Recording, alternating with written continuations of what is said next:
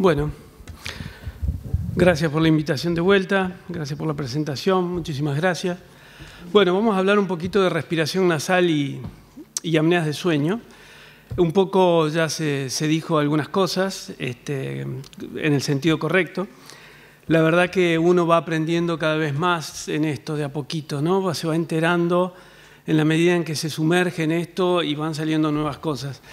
Entonces, en principio, vamos a decir que la apnea de sueño básicamente es un proceso, que no es que viene, bueno, en algunos pediátricos sindrómicos aparece como apnea, pero es un proceso que se va dando, una estrechez, ¿sí?, de la vía aérea superior, y entonces se va avanzando en esto de normal a roncador, se estrecha más y hacemos el síndrome de resistencia aumentada de la vía aérea superior, hipopneas, apneas, síndrome de Pickwick, obesidad y eso. Y esto, la verdad que cada vez, como se dijo anteriormente, es muchísimo más común, ¿sí? Y solo una vez que con los diagnósticos tenemos que entre los 30 y los 50 años casi el 25% de los hombres y el 10% de las mujeres tenemos. Es un montón de los que se hacen diagnósticos. Y si pasamos de 50 a 70 años, tenemos casi el 30% de las mujeres y el 40% de los hombres. Es muchísimo. Esto es, a ver, tenemos muchísimos pacientes de esto. Los vemos todo el día en el consultorio por otras consultas, porque tienen otitis, porque tienen, como decía, entonces tenemos que estar muy atentos en esto, porque nos estamos perdiendo un montón de diagnósticos y nosotros como otorrinos, esto es fundamental que lo podamos diagnosticar, porque en eso le vamos a mejorar la calidad de vida de nuestros pacientes. Sabemos perfectamente que mejorar el sueño en cualquier búsqueda de Google, para ser más jóvenes, más bellos, más inteligentes, más sabios, primero, dormir bien. Entonces, como médico, lo primero que tenemos que hacer es que el paciente corrija uno de los problemas más comunes que hay hoy, patología, y que es madre de otras patologías. Y tenemos que tener en cuenta que, por ejemplo, el 50% de los pacientes que tienen apnea no son obesos, que se habló tanto. Y hay un 25% de los pacientes con apneas moderadas, sí, que no tienen síntomas, ni subjetivo ni nada. Entonces el paciente dice, ¿usted duerme bien? Yo duermo perfecto. Entonces vamos a tener que estar atentos si queremos hacer medicina como la que hablamos, preventiva, predictiva, personalizada. ¿Qué es lo que es la apnea del sueño? Básicamente un problema de desequilibrio.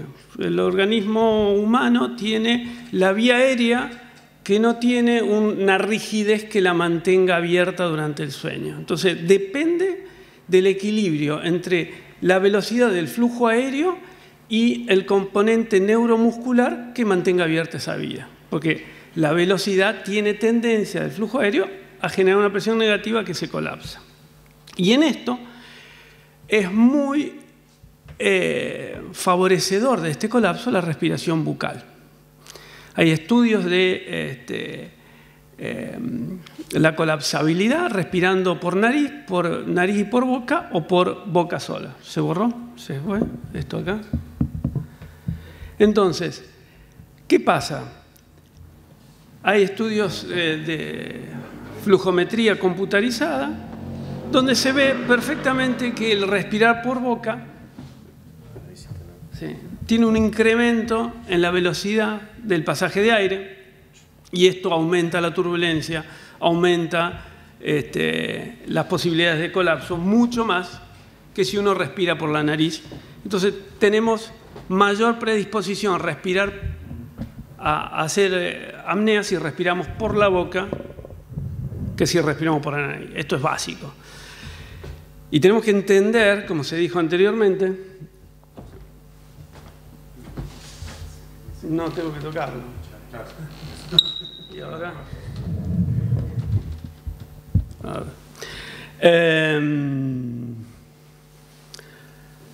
Entonces tenemos que entender también que los pacientes tenemos que respirar por la nariz y no, como dijo Sebastián, solamente porque calienta, purifica y humidifica el aire, la nariz, sino porque la nariz es esencial como vamos a ver con algunas cositas, en cuanto a la calidad de vida. También hay otros estudios que se hicieron, ¿sí?, donde los colapsos son mucho más severos, ¿sí?, respirando por la boca que respirando por la nariz, ¿sí? Más severo, más multinivel, más sitio. Entonces, sabemos que la nariz representa el 50% de la resistencia y esto durante la noche se reduce un poco. Ahora, ¿cuáles son las causas que producen problemas de respiración nasal? Lo primero son las inflamaciones, las alergias, y esto es muy común. Y la realidad es que muchas veces estamos operando demasiadas inflamaciones y las tratamos poco. Hay mucha alergia como lo llamamos, que es una rinitis inespecífica que está muy asociada con la contaminación ambiental, con la polución, con el polvo, que la llamamos alergia y lo mandamos al alergista y le hace las pruebitas y le da las vacunitas. Y yo la verdad que no veo mucho beneficio en todo eso.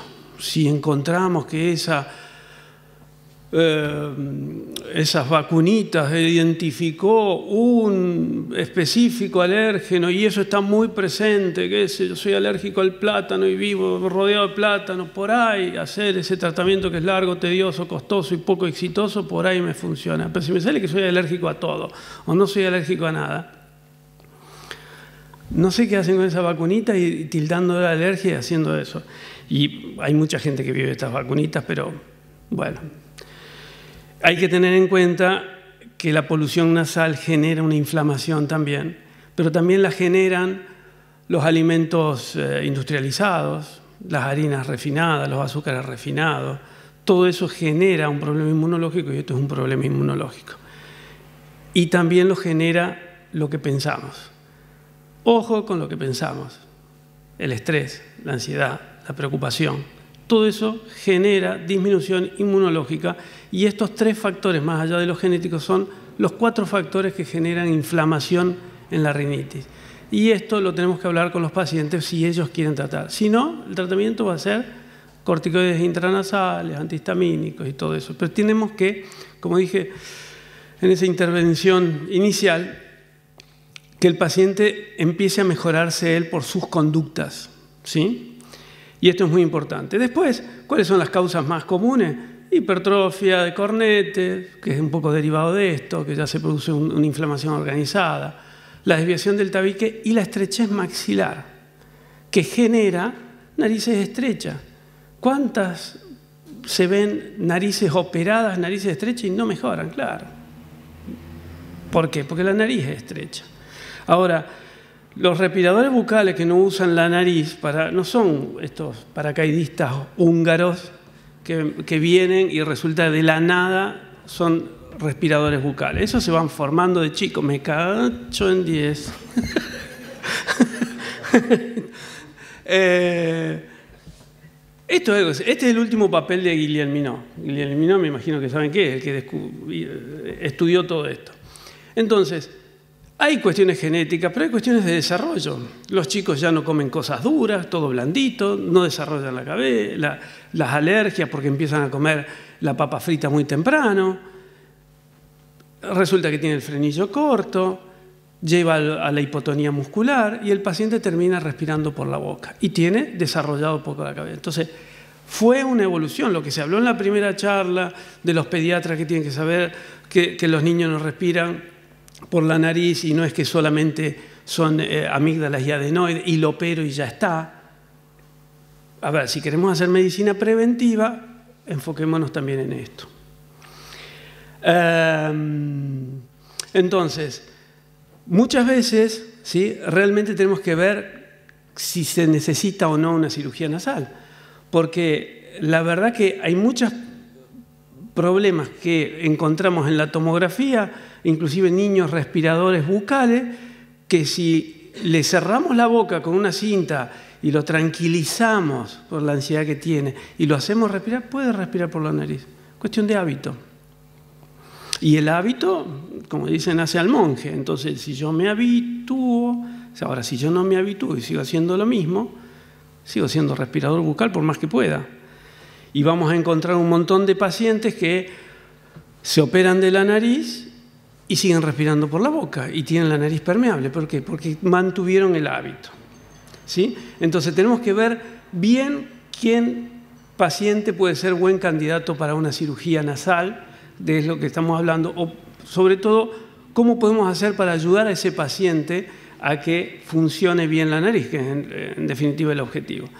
Y bueno, hay estudios que se ve que hay ciertas desviaciones del tabique, como son las anteriores, a nivel valvular, que tienen mucho mayor beneficio en cuanto a los resultados y que le da mejor satisfacción. Pero la realidad que lo que nosotros, los métodos que tenemos para evaluar la cirugía nasal son muy subjetivos.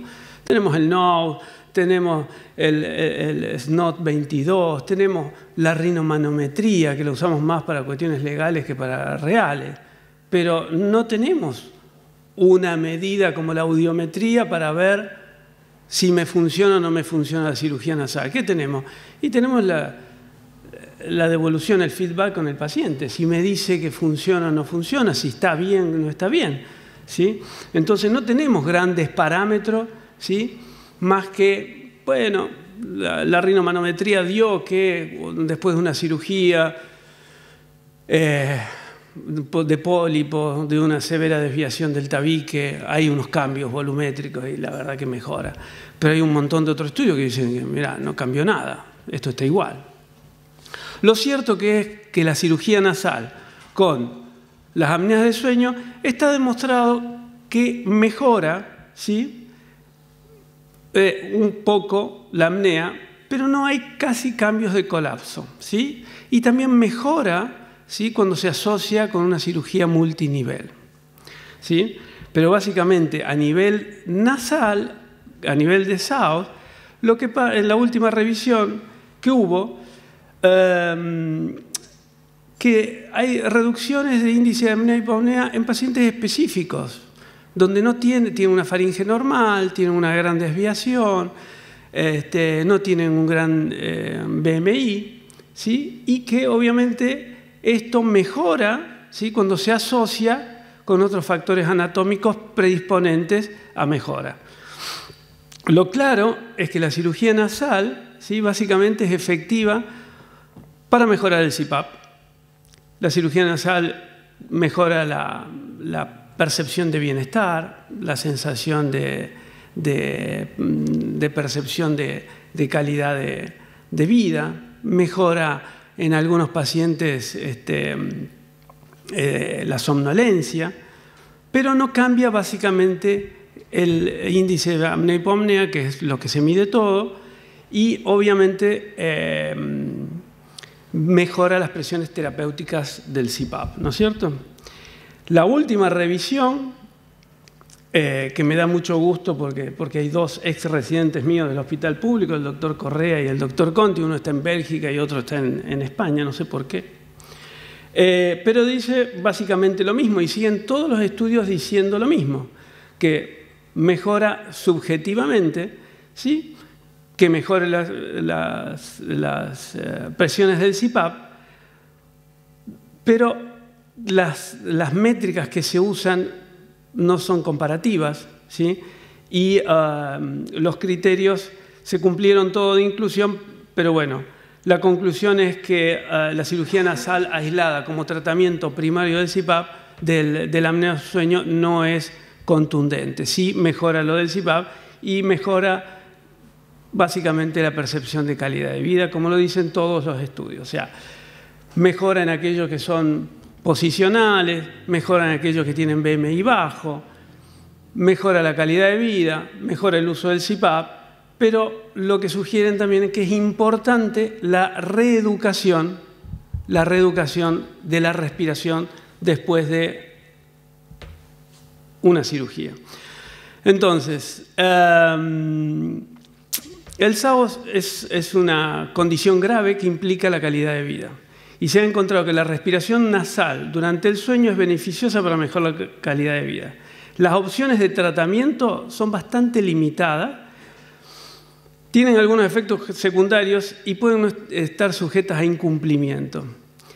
Y muchas veces no logran trabajar, digamos, los fenotipos. Hemos hablado y sabemos cada vez más de los 4 fenotipos que hay en SAO.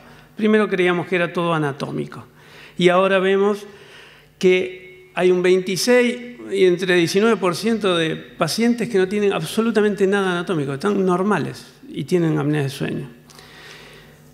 Tenemos algunos que tienen bajo umbral de despertar, otros que tienen bajo reclutamiento muscular o falta de función, y tenemos el loop gain. Ahora, lo que estamos viendo cuando estudiamos estos fenotipos es que estos 3 fenotipos están asociados a la respiración nasal. La no respiración nasal favorece el loop gain, porque hay un deterioro en la función del centro respiratorio. Eso favorece el poco reclutamiento muscular o la poca eficiencia muscular. Y eso favorece, porque la respiración nasal bucal favorece la ansiedad, el estrés, un sistema donde hay predominio simpático y un estado de alerta que genera un bajo umbral de despertar. Entonces, estamos con pocas herramientas para tratar los otros fenotipos que no son anatómicos. Pero resulta que mejorar la respiración nasal nos permite tratar todos esos fenotipos. Entonces, como opciones de tratamiento actuales, digamos, no tenemos muchas opciones a lo que es el fenotipo. Entonces, ¿por qué no respirar solamente por la nariz y entrenar esto si con esto podemos mejorar prácticamente un montón de estados y de funciones que están relacionadas al desempeño general de la calidad de vida? Porque convengamos que la respiración está incluida en el funcionamiento, ¿sí?, de la función del centro respiratorio, la respiración nasal específicamente, y a lo que es la armonía de función neurocognitivo y de alguna manera de la frecuencia respiratoria, del biorritmo, ¿sí? Hay estudios con ratones donde se vio muy claramente, o se está viendo, porque esto es todos los días descubrir algo nuevo, cómo la respiración nasal influye en los centros de vigilia y cómo los regula. Sabemos que en el sueño REM disminuye toda la actividad muscular y queda solamente el diafragma, que es el músculo respiratorio. Entonces, entrenar eso nos permite tener una cadencia respiratoria que, bueno, sabemos, los centros respiratorios están conectados con lo que es la sensibilidad, con el bulbo carotidio, con lo que es el desarrollo y la energía muscular. Y cada vez más se ve, también en otro estudio con ratones, que la respiración nasal genera como una especie de ritmo, ¿sí?, que mantiene el sueño REM como un marcapaso en todo lo que es arriba y abajo, mesencéfalo, corteza. O sea, en el sueño REM queda todo, digamos, en piloto automático. Y el piloto automático es la respiración. Y es la respiración nasal, siempre que la hagamos. Cuando no respiramos por la nariz, eso empieza a funcionar mal. La naturaleza tiene un ritmo, ¿no? Tiene el día, tiene la noche, sabemos hablar de esto, el ciclo circadiano, el invierno, el verano, todo tiene ritmo. Y nosotros, como parte de la naturaleza, tenemos un ritmo que, estamos hablando de sueños, desde la lamparita lo empezamos a desarrollar, a desequilibrar bastante, y cada vez lo vamos desequilibrando más. Ahora nos adaptamos, pero salimos de ese ritmo. Entonces, está visto que ese control respiratorio es lo que marca el estado funcional del centro respiratorio y asocia a toda esa limpieza que se hace en el sueño REM, ¿sí?, de depuración del sistema nervioso central, y a la fijación de la memoria y todo esto que está asociado con el sistema límbico, con la tranquilidad, con la reparación tisular, etcétera, etcétera. Entonces, a partir de estos se plantea que la respiración es el marcapaso, la respiración del sueño. O sea, si queremos corregir y tener un buen sueño, tenemos que respirar bien. Y la realidad es que a la noche lo que hacemos es replicar lo que hacemos durante el día. Entonces, si yo de día respiro por la boca, de noche voy a respirar por la boca. Y si yo de día estoy ansioso y estoy tenso, de noche voy a estar ansioso y tenso. ¿Sí? Entonces, se planteó que el ritmo respiratorio cotidiano, continuo, eficiente, nasal, genera y coordina la actividad neural en el hipocampo, la corteza media, prefrontal, visual, tálamo. Es respirar, como ser lo más budista posible. Y esto se lo planteó como descarga colorario respiratorio. Colorario significa básicamente el corolario, ¿no? La conclusión. La conclusión es esta. La conclusión es que tenés que respirar bien y tenés que entrenarte para respirar bien en el día para que después a la noche funcione automáticamente. Como cuando aprendés a un deporte, aprendés a sacar... y bueno, al principio es todo un tema sacar, ¿no? Pero después te sale solo. Estás bailando y sacás. Es muy fácil. Entonces, la respiración nasal es la mejor manera de alcanzar el biorritmo, ¿sí? Y esto es imprescindible para tener una calidad de vida plena. Entonces, esto se puede entrenar. Como cirujano de sueño estamos entendiendo que los fenotipos, el loop gain, la plasticidad, los impulsos respiratorios, la hipercamia, la respiración hacen a lo que es la salud general, ¿sí? Y corregirlos. Pero somos conscientes de a poco, cada vez más, de la terapia miofuncional, que antes se lo dejábamos para los chicos, para la dislalia, para esas cosas, y ahora sabemos que la terapia miofuncional, la reeducación muscular, es mucho más importante para otras cosas. Entonces, ¿por qué no podemos hacer un programa para reeducar a estos pacientes? Que los operamos y siguen respirando por la nariz, por la boca. Entonces, la disfunción nasal está presente casi en el 10% de la población, aumentando mucho más en los que son asmáticos, ¿sí? Y en los que son ansiosos. Y si esto se puede recuperar, y esto mejora los patrones bioquímicos, los patrones mecánicos y los patrones, digamos, de frecuencia armónica, como lo llaman. Hay un excelente artículo de revisión que hizo el doctor O'Connor Reiner junto con un discípulo de Buteyko, que es un ruso que se puso a estudiar los problemas respiratorios. Y, bueno, presentaron un papel sobre la reeducación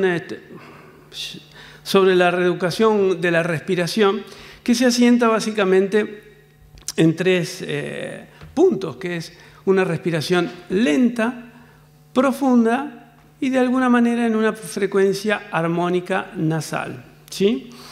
Y entonces, un poco con los estudios de Buteyko que hizo y un poco con la difusión que le ha dado estos papeles, describe la hiperventilación crónica, que esto se describió en el 70, y cuando lo describieron en el 70, los que lo describieron fueron un poco ninguneados, diciendo que en realidad tenían todos esos que describían como hiperventilación, eran todos riníticos, asmáticos, y que los diagnosticaron mal, que eran riníticos, asmáticos y que no era eso. Pero la realidad es que es una de las cosas más comunes que hay, que la gente respire superficial y rápido y no usa correctamente esto, y eso lleva a respirar por la boca. ¿Y eso qué lleva? Bueno, activamos el sistema simpático, nos ponemos ansiosos, sus respiraciones funcionan mal los músculos funcionan poco, el diafragma funciona poco, tenemos más y nos acostumbramos. La gente actúa más por imitación que por razón. Así actuamos todos. Imitamos, todos vamos a comer hamburguesas al McDonald's, no porque sean ricas, sino porque van todos. Y hacemos todo igual, corremos atrás de la misma zanahoria. Entonces, la hiperventilación crónica tiene factores predisponentes, bien descritos, que es la respiración por boca y la respiración de pecho superior. Y uno empieza a ver, así como empieza a ver el frenillo corto, empieza a ver esto. Y uno lo hace ver al paciente, ¿qué frecuencia? Ponle la mano y a ver cuántas veces hace. Y tiene 18, 20. ¿Y cómo respira así? Y van todos así, ¿no? Sí, doctor, acá estoy. Tanto acá en Bahía Blanca a lo mejor un poco más tranquilo, pero que en Buenos Aires estamos tirando pastillitas así, ¿no? Todos los médicos. Y las consecuencias, bueno, hay consecuencias físicas, mentales, ¿sí? Y obviamente esto es necesario que los otorrinolaringólogos lo podamos evaluar, ¿sí? Y identificar, porque si no nos estamos quedando con una parte de la nariz oculta que no la vemos. Esto genera ansiedad, genera asma, la ansiedad genera anormalidades crónicas en el control respiratorio. Después viene el loop gain a la noche, porque claro, tengo un control superficial, los músculos funcionan mal, manejo poco la sensibilidad al dióxido de carbono, genero el loop gain, los músculos me responden. Entonces, muchos de los pacientes que están diagnosticados que como que no respiran bien por la apnea, en realidad son malos respiradores. Y hay un trabajo que está muy bueno, porque hay muchos libros ahora que se están abordando. De hecho, estuvimos en el Rhinology, que estuvo en San Pablo el mes pasado, y estuvo abriendo las conferencias James Nelson, que es un autor de un libro, se los recomiendo, que se llama Respirar, Breath, que está muy bueno.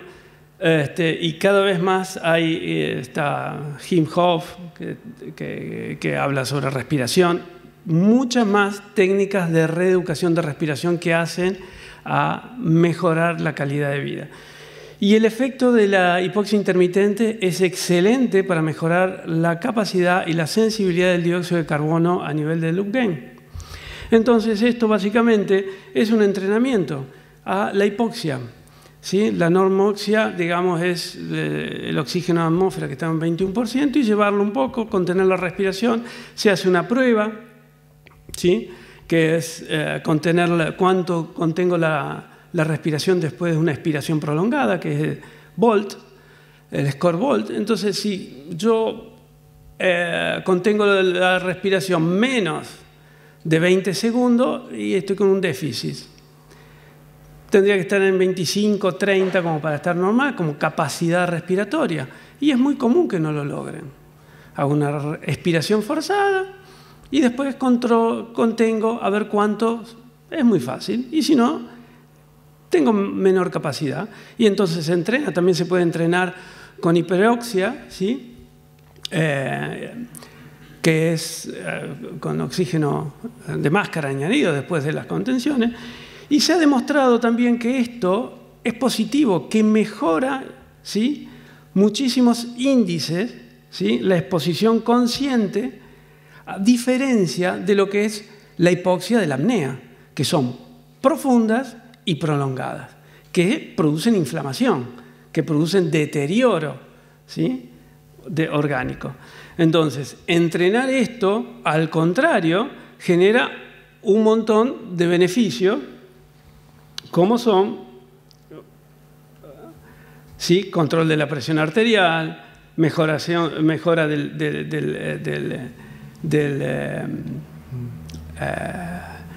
del manejo de la inflamación, mejor cognitiva, ¿sí?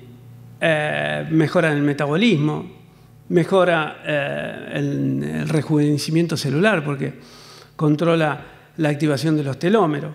Entonces se sugiere hacer una hipoxia intermitente, ¿sí? A diferencia de lo que es contrarrestar lo que lleva la hipoxia que produce las apneas. Entonces, la respiración armónica optimiza la frecuencia cardíaca, el ritmo respiratorio, la función barorrefleja, el intercambio de gases, reduce el espacio muerto pulmonar y mejora el equilibrio simpático vagal. Nos lleva a ser un poco más parasimpáticos que simpáticos, ¿sí? Que es más simpático que el simpático, estar parasimpático. Entonces, básicamente, la reeducación respiratoria, que de esto se trata la clase, básicamente, es establecer una relación, una respiración nasal full time.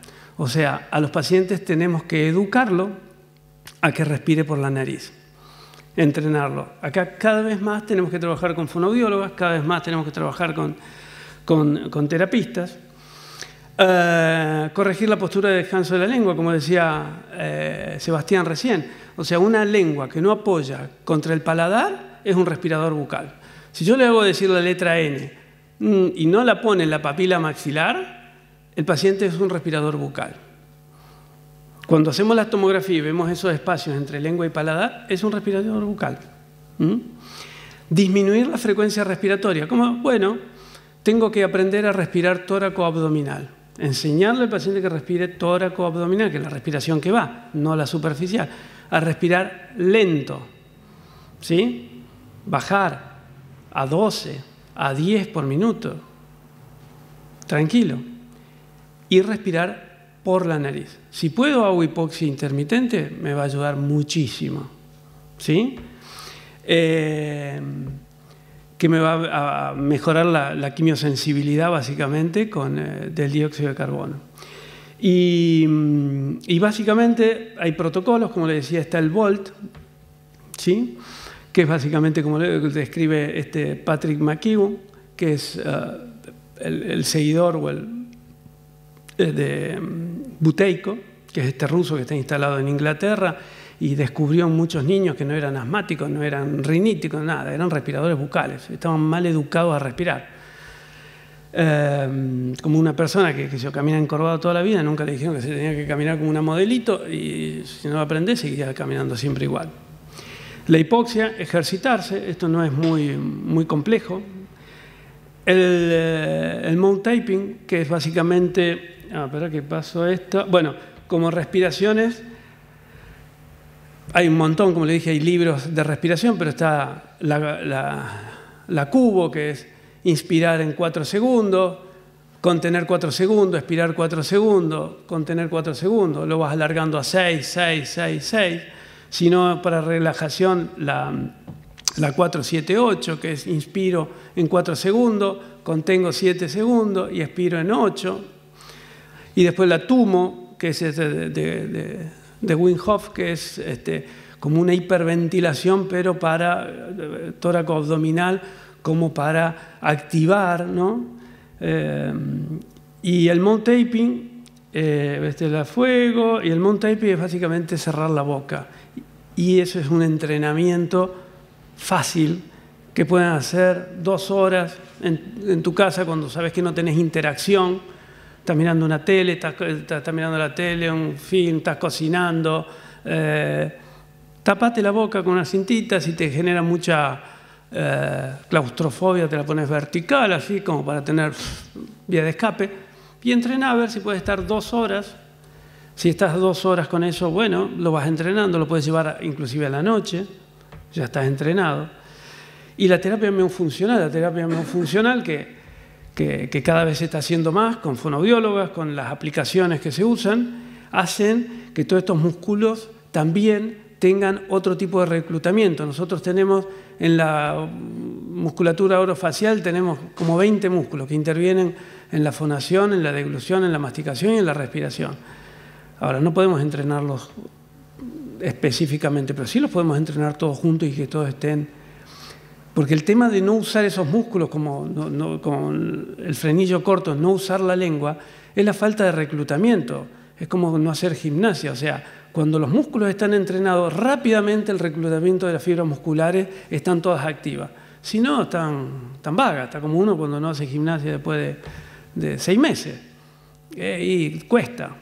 Bueno, esto es tener todo el ejército listo para salir a cualquier momento. Eso es mantenerlo. Entonces, educar es dormir mejor, a respirar bien, ¿sí? Ver si el paciente es sintomático o no es sintomático es fundamental. Se pueden hacer maniobras de dilatadores, la verdad es que test para ver si mejora o no, pero ver las preferencias del paciente. El paciente siempre es el que decide sobre él y él va a decidir si se quiere operar, quiere usar medicación, quiere corregir hábitos o no, pero tiene que estar advertido. Seguridad y riesgos que puede correr, se tiene que explicar. La experiencia que cada uno tenga en desarrollar las terapias, la disponibilidad y acceso, que se habla tanto acá de lo público, pero hay que enfocarse como cirujano del sueño a rehabilitar, ¿sí?, tanto la respiración como el sueño natural. Tenemos pocos conocimientos, cada vez tenemos más, no tenemos métrica clara para evaluar esto, tampoco hay protocolos estándares de diagnóstico y tratamiento en esto, así que es aprendizaje y mucho criterio. Hay resultados positivos que nos hacen decir, bueno, por acá es el camino, a ver, sigamos y esperemos tener evidencia científica y obviamente con la responsabilidad de resolver un problema. Este año en el Hospital Británico terminamos el primer fellowship de medicina y cirugía del sueño. Este año tenemos abierta la inscripción para aquellos residentes que quieran hacer un fellowship, sobre todo para otorrinos, ¿sí? También pueden ser cirujanos maxilofaciales. Así que, pues, si les interesa. Y creemos que el año que viene vamos a iniciar la diplomatura en medicina del sueño en la UCA. Hay una sola en el país, que es la del Austral. Creemos que vamos a empezar esta. Nos parece bastante interesante como desafío. Y desde este año y el año que viene estoy como presidente de la CIBEC, que es la Sociedad Iberoamericana de Cirugía del Sueño, donde está el doctor Lugo, donde está el doctor Peter Batista, donde está el doctor O'Connor, que hizo las presentaciones, bueno, está Vicini. Somos, la verdad, que un grupo bastante unido y bastante colaborador entre sí, y vamos a hacer el congreso junto con el Congreso Panamericano de Otorrino en Río el 4 y el 6 de julio del año que viene. Bueno, muchísimas gracias. Fue más cortito, espero no haberlos aburrido.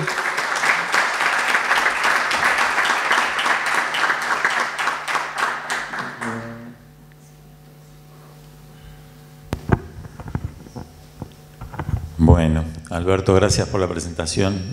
Estuvo muy bueno. Bueno, por lo que veo, tenés también lo que sería la función nasal y un toque artesanal desde el punto de vista del otorrino laringólogo, con esto que vos decías, que es difícil valorar la función nasal antes, ¿no? Con estudios objetivos. Exacto.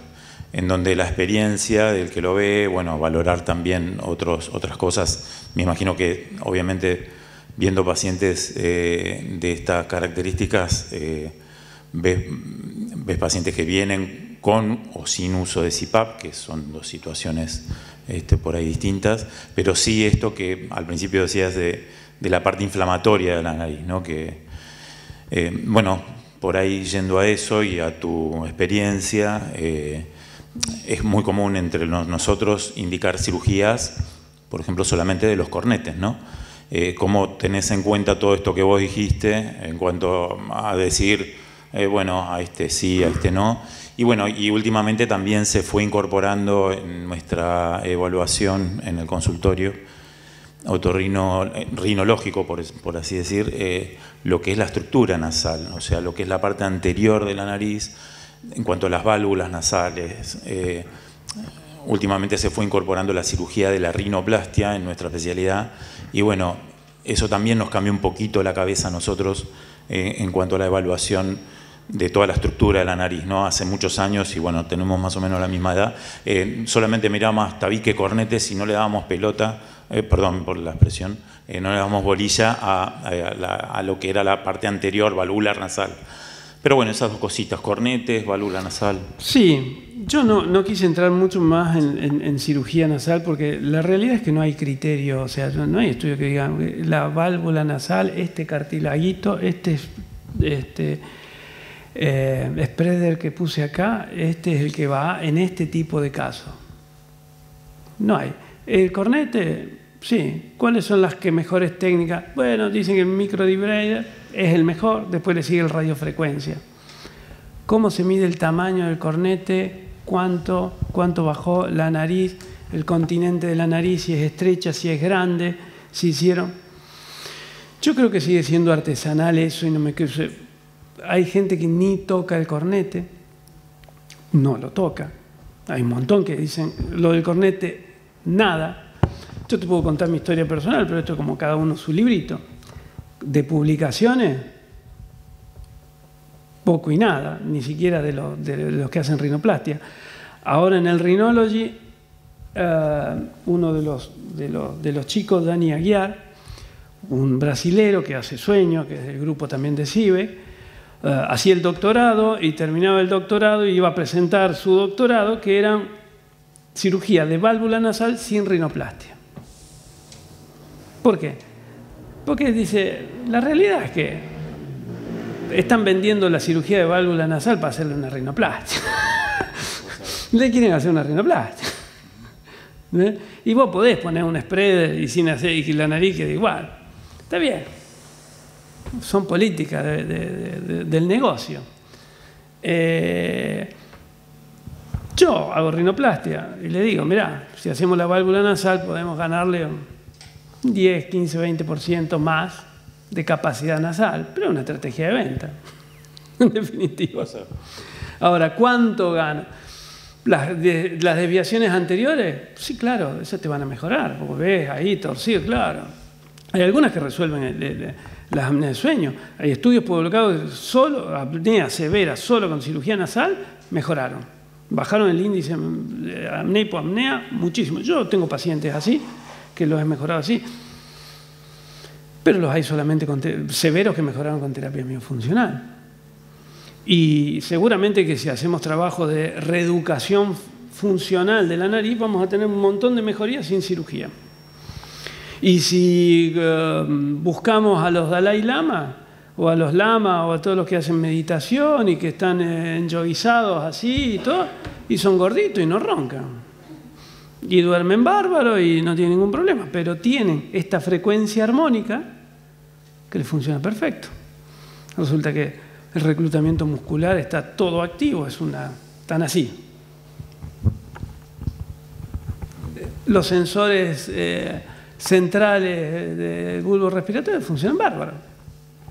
Entonces, limpiemos la paja del trigo. O sea, si yo tengo que arreglar una casa, primero limpio un poco todo y después veo a ver cómo... Empecemos por lo más fácil. Lo más fácil que es bajar de peso, como dicen en una manera. Bueno, que cambiar. Entonces, ¿qué puedo hacer yo con los cornetes? Sí, ¿qué hago yo? Digo, yo veo la tomografía, lo veo, si tiene una degeneración polipoide, veo que está... ¿Sí? Los puedo reducir, los quemo, le pongo el radiofrecuencia. Veo que los cornetes están los dos en una tomografía, los dos obstruyendo. Sabemos que tenemos el ciclo nasal. Cada 2 o 4 horas un lado se hincha y el otro se deshincha. Si lo tengo en un cornete de un lado hinchado y el otro deshinchado, funciona el ciclo nasal. Si están los dos hinchados así, y sí, lo miro con el endoscopio. Y bueno, si tengo opción de radiofrecuencia, le digo, señor, la radiofrecuencia vale 500 mangos. ¿Quiere que lo hagamos con radiofrecuencia? Sí, si no, lo quemamos un poco. Bueno. Seguridad, como puse en la diapositiva, riesgos, seguridades, expertise del profesional, confianza del profesional con su tratamiento, relación médico-paciente, sintomatología. Si un tipo viene con pólipo todo así, yo no tengo ningún problema. ¿Qué querés que te diga? No, pero yo no tengo ningún problema, no me voy a operar porque yo no tengo ningún problema. El cliente tiene razón. Ahora, te puedo decir cuáles son mis técnicas de septumplastia o de rinoplastia. Cada vez de alguna manera decolo menos. Trato de mejorarle la vida al paciente, no pongo tapones. Hace 10 años que no pongo más tapones de ningún tipo, ni spleen, ni nada. O sea, el paciente se va así. Como llegó, se va. Y con respecto a esto último que decías en cuanto a la educación de cómo respirar por la nariz, vos te tomas ese tiempo, digamos, en la consulta de para mí es explicarle al fundamental. paciente. Si no, mi consulta, si no, no es... A ver, yo trato de que mi consulta, el tiempo que yo paso en mi consulta, que no sea un trabajo, que sea algo divertido. Entonces me tomo el tiempo del speech. Así como si viene un tipo y fuma y le digo, bueno, escúchame, ¿sabés qué está haciendo? O sea, es una adicción. Entonces, yo como médico lo mínimo que puedo hacer, si quiero colaborarle, si le quiero ayudar, si le quiero que se vaya con algo del consultorio, le tengo que dar una pauta. ¿Sí? Eso es aburrido sacar, o sea, paciente así. Entonces, tenés que darle una devolución. ¿Sí? Mirá, esto es así. Vos querés. Entonces, mirá, está en esto, fíjate cómo respirar, a ver, contémoslo, a ver esto, cómo respirar. Te conviene hacer esto, mirá, te doy estas cositas, te doy esto, Esto del gordo que respira bien tiene la base básicamente en la meditación y yoga. Correcto. En realidad, ahí es donde hay que detenerse un poco a charlar con el paciente, que hay métodos que lo ayudan a modificar su respiración.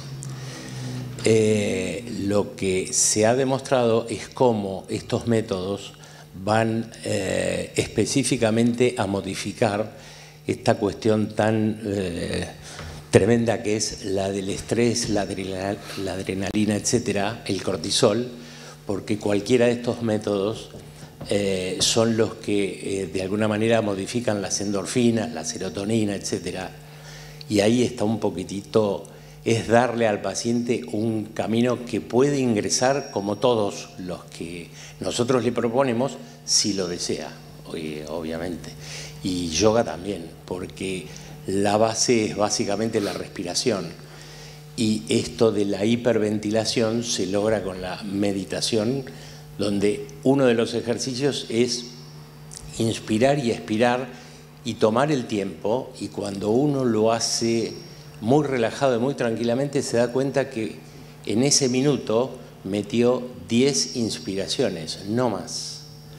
Y es el método al que acuden quienes meditan o quienes meditamos para relajar en un determinado momento la respiración. O sea que me parece importantísimo que haya un camino, y que hoy en lo buscas en YouTube y tenés un montón de gente muy seria, y ya muchos médicos lo incorporan dentro de las precirugías en Estados Unidos, en institutos cardiovasculares, cómo modificar todo lo que viene después de una cirugía.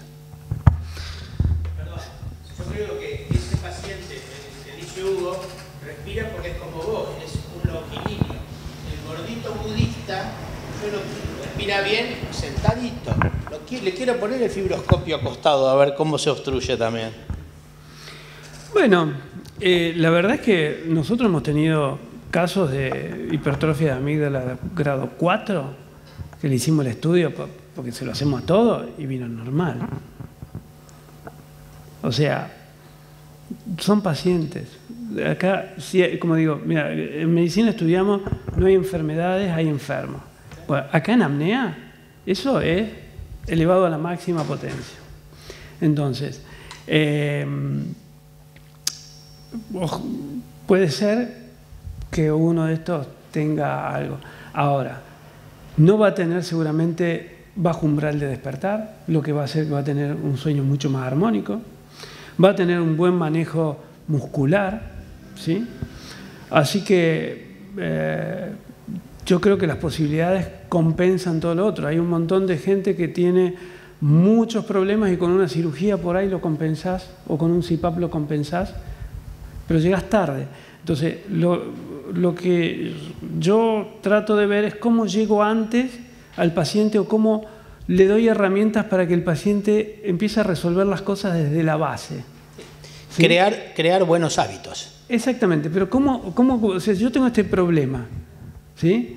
¿Cómo lo hago ¿Cuál sería lo lógico para corregirlo? Empiezo a corregir todo esto, no empiezo a tapar agujeros con alguna pastilla o le pongo una valvulita, porque si no siempre llegamos tarde con todo lo que se habla antes y como dijimos estamos tratando solamente el factor anatómico, el fenotípico anatómico, ¿sí? Y hay un 30% que no tiene problemas anatómicos, tiene un problema de hábitos, de malos hábitos, que se corrigen corrigiendo los hábitos. Ahora, hay un montón de gente, 90%, que tiene malos hábitos y no lo va a corregir nunca. O sea, el mundo está pobre, está infeliz y está enfermo por malos hábitos. Si cada uno hiciese lo que tiene que hacer, estaría un poco mejor, ¿sí? Pero a lo que voy es que tenemos un montón de cirugías nasales hechas que el paciente dice, yo estoy igual. Y yo no respiro. ¿Cuántas? Todos tenemos un montón de cirugías nasales que no funcionan. Y vos le mirás, le ve hasta la fosita de Rosenmüller. Sí, pasa como todo. ¿Y qué pasa? Y el tipo sigue. No modificó, los músculos siguieron funcionando igual. Este es el nariz vacía, síndrome de nariz vacía. Bueno, a eso apunta. Entonces, cuando vos empezás a respirar por la nariz, el diafragma empieza a funcionar mejor. Cerrás la boca, funciona mejor el diafragma. Eso ahí, mira cómo está, hace más fuerza, se conectan más los músculos. Las inervaciones a nivel de mesencéfalo funcionan mejor.